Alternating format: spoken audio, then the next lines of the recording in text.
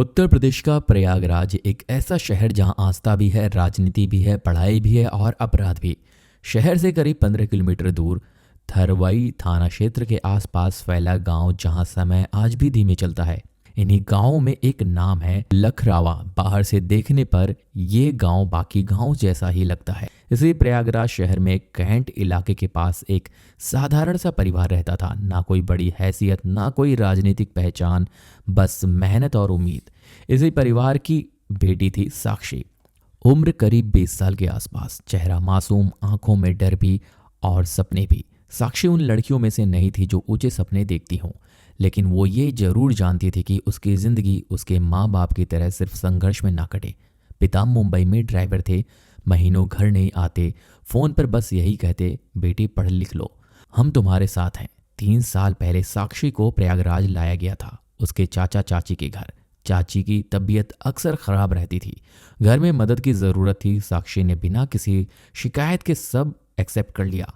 वहीं रहकर पढ़ाई, वहीं जिम्मेदारी, सुबह जल्दी उठना, घर के काम में हाथ बटाना, फिर स्कूल के लिए निकल जाना।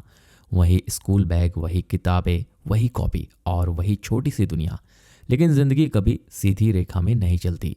साल 2025 की शुरुआत में जब मोबाइल और इंटरनेट गांव कस्बों तक पूरी तरह पहुंच चुका था, साक्षी भी कभी कभी इंस्टाग्राम देखने लगी, बस ऐसे ही बिना किसी खास मकसद के।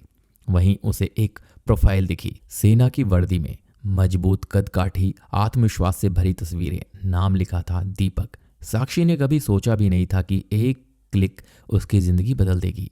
पहले बात बस हेलो से शुरू हुई, फिर रोज का हाल चाल। दीपक ने बताया कि वो सेना में है, जम्मू कश्मीर में पोस्टिंग रह चुकी है, अभी पटियाला में है। उसने ये भी बताया कि वो प्रयागराज के पास थरवई इलाके का ही रहने वाला है। ये सुनकर साक्षी को भरोसा हुआ, अपने ही जिले का लड़का, फौजी, जिम्मेदार। यही सोचकर उसने दिल खोलना शुरू किया। दिन बीतते गए, चैट लंबी हो गई, वीडियो कॉल शुरू हो गई। दीपक मीठी मीठी बातें करता, भविष्य के सपने दिखाता। साक्षी को लगने लगा कि यही उसका सब कुछ है। जून 2025 में दोनों पहली बार मिले। साक्षी के लिए वो दिन किसी त्योहार से कम नहीं था। वो अपने दिल में मान चुकी थी कि यही लड़का उसका पति बनेगा, लेकिन सच्चाई कुछ और थी। दीपक के लिए ये रिश्ता सिर्फ एक खेल था। वो पहले से जानता था कि उसकी शादी तय हो चुकी है, परिवार लड़की देख चुका है, तारीख भी तय थी, 30 नवंबर 2025। लेकिन उसने साक्षी को कभी ये साफ नहीं बताया। वो जानता था कि सच बोल दिया तो सब खत्म हो जाएगा। नवंबर का पहला हफ्ता आया, दीपक ने इंस्टाग्राम पर एक फोटो डाली, ये आपकी भाभी हैं। साक्षी ने जब ये देखा तो जैसे उसकी सांस रुक गई, आंखों के सामने अंधेरा छा गया।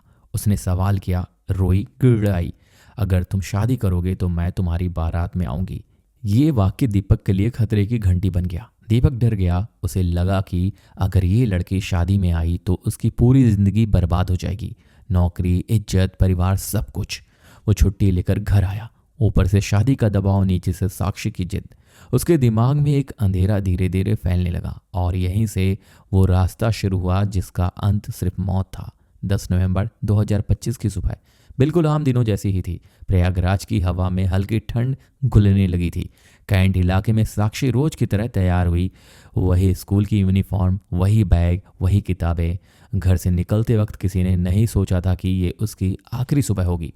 चाची ने बस इतना पूछा था कि शाम तक आ जाना, और साक्षी ने सिर हिलाकर हामी भर दी थी। वो स्कूल जाने का बहाना बनाकर निकली थी, लेकिन उसका मन कहीं और था। मोबाइल पर दीपक का मैसेज आया था, आज मिलना है, आखिरी बार बात करनी है। साक्षी को अब भी उम्मीद थी कि शायद सब ठीक हो जाए, शायद दीपक मान जाए।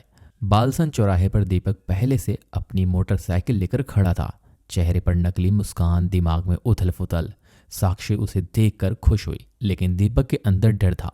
दोनों वहां से आजाद पार्क पहुंचे, टिकट ली, अंदर बैठे, घंटों बात हुई।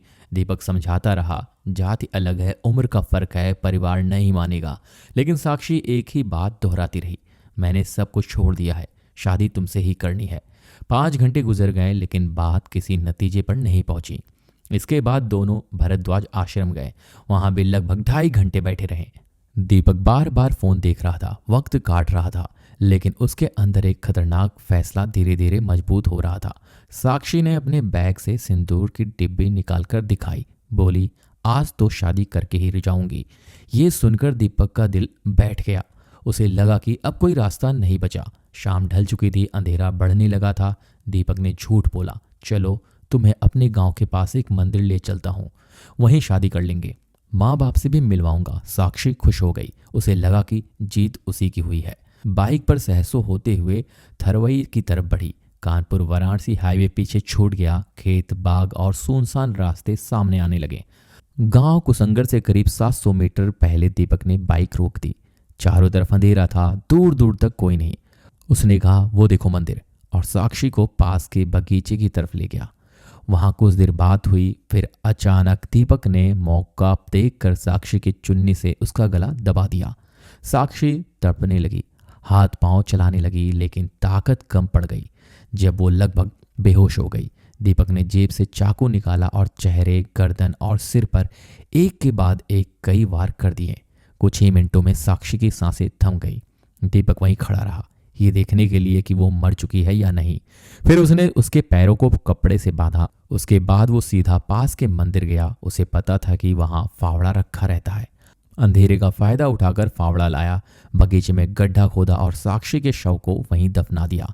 मिट्टी बराबर कर दी। उसे लगा कि अब सब खत्म हो गया है। अगले 4 दिन वो बार बार उस जगह आता रहा। 11, 12, 13 और 14 नवंबर को वो ऐसे ही आता रहा, ये देखने के लिए कि कहीं कुछ खुल तो नहीं गया। उसने अपना मोबाइल बंद कर रखा था। उसे भरोसा था कि पुलिस कभी उस तक नहीं पहुंचेगी, लेकिन उसे नहीं पता था कि एक छोटी सी गलती उसकी सारी योजनाओं को तोड़ देगी। 15 नवंबर 2025 की सुबह करीब 8:30 बजे लखरावा गांव के पास खेतों की तरफ कुछ बच्चे टहलने गए थे। अचानक उनकी नज़र 2 कुत्तों पर पड़ी। एक कुत्ते के मुंह में इंसान का कान था और दूसरे के मुंह में बाल। बच्चे डर गए, आसपास देखने लगे। तभी पास के बगीचे में एक गड्ढा दिखा। जब पास जाकर देखा तो गड्ढे में एक हाथ और सिर नजर आया। बच्चों की चीख पुकार से पूरा इलाका गूंज उठा। कुछ ही देर में हजारों लोग इकट्ठा हो गए।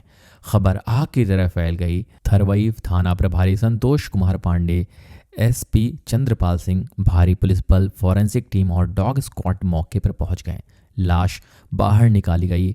हालत खराब थी, पहचान मुश्किल थी। पोस्टमार्टम रिपोर्ट से साफ हुआ कि पहले गला दबाया गया, फिर धारदार हथियार से कई वार किए गए।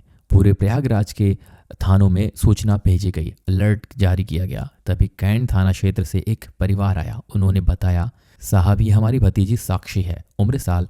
गुमशुदगी की रिपोर्ट 10 नवंबर को दी गई थी, लेकिन तब गंभीरता नहीं दिखाई गई थी। करीब 1.5-2 किलोमीटर दूर हाईवे किनारे एक स्कूल बैग मिला। बैग के अंदर आधार कार्ड, किताबें, कॉपी, शीशा, मेकअप और एक सिंदूर की डिब्बी थी। पुलिस को शक हुआ कि मामला प्रेम प्रसंग का है। कॉपियों की जांच हुई। 14वें पन्ने पर एक नाम लिखा था दीपक। 16वें पन्ने पर एक मोबाइल नंबर सर्विलांस पर डाला गया। फ़ोन बंद था, लेकिन लोकेशन बार बार उसी इलाके में मिल रही थी। जांच आगे बढ़ी। नाम निकला हर्षवर्धन सिंह यादव उर्फ दीपक, उम्र 26 साल, सेना में जवान। पुलिस ने जाल बिछाया और उसे गिरफ्तार कर लिया। पूछताछ में वो ज़्यादा देर नहीं टिक पाया। उसने सब कबूल कर लिया। बताया कि डर की वजह से उसने कत्ल किया। उसने सोचा था कि पुलिस कभी नहीं पहुंचेगी, लेकिन वही कॉपी, वही नाम, वही नंबर उसकी बर्बादी की वजह बन गए। आज दीपक जेल में है। उसकी शादी टूट चुकी है। सेना की नौकरी खतरे में है। समाज में इज्जत खत्म हो चुकी है और साक्षी, उसकी जिंदगी हमेशा के लिए मिट्टी में दफन हो चुकी है। दोस्तों, इस घटना का मकसद डर फैलाना नहीं है, बल्कि सावधान करना है। सोशल मीडिया पर भरोसा सोच समझ कर करें। प्यार में आंख बंद ना करें और याद रखें, एक गलत फैसला कई जिंदगियां बर्बाद कर देती हैं। दोस्तों, ऐसी सच्ची घटनाओं को सुनने के लिए चैनल को सब्सक्राइब करें और बेल आइकन को जरूर प्रेस करें, ताकि समय समय पर आपको इसकी नोटिफिकेशन मिलती रहे।